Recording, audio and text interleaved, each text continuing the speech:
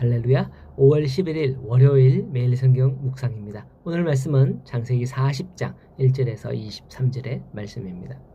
여러분들도 잘 때 꿈을 꾸시죠?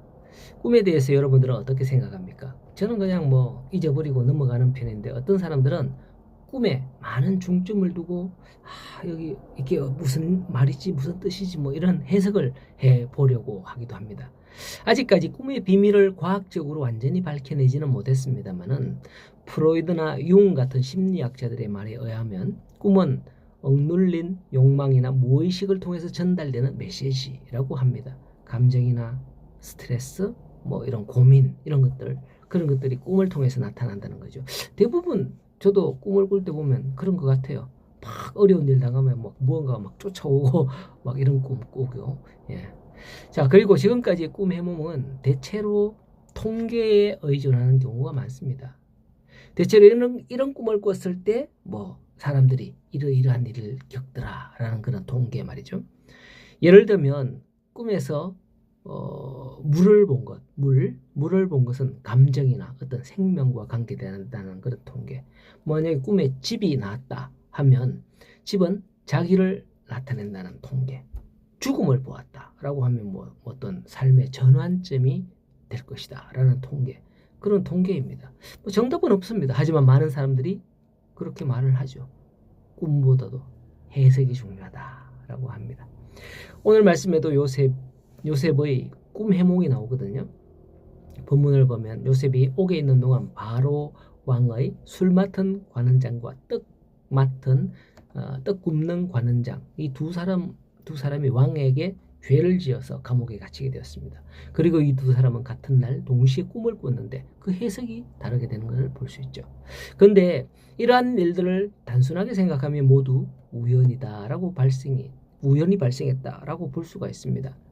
그러나 우연이라 하기에는 너무나 이상하죠. 요셉이 감옥에 갇힌 후에 때를 맞춰 이 두 관원장이 감옥에 갇히게 됐고, 그리고 두 사람이 동시에 꿈을 꿉니다.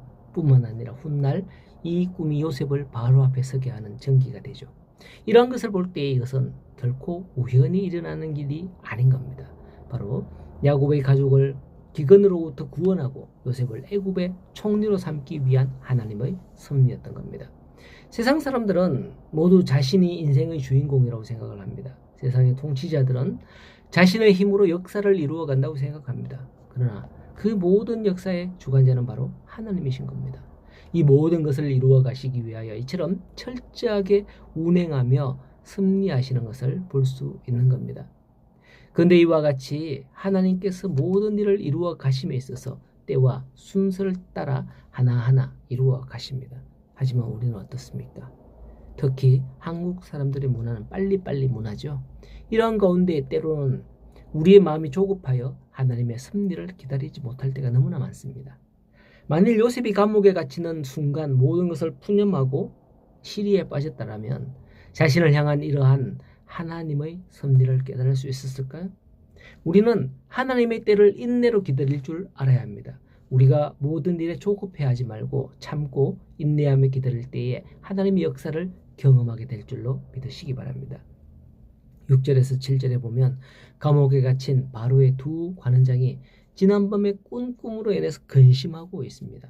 하나님이 없는 사람은 꿈을 꾸면 그걸 근심하고 두려워하는 것을 볼 수가 있습니다. 왜냐하면 자신들의 미래가 어찌 될지를 모르기 때문이죠.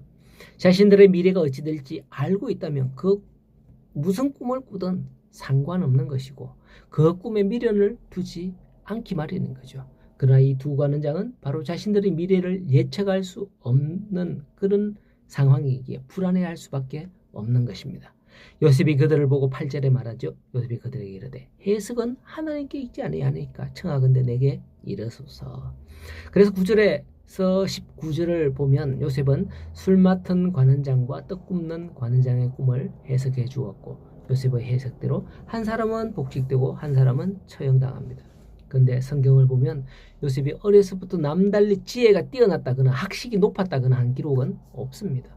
꿈 해석에 일가견이 있다, 그런 기록도 없습니다.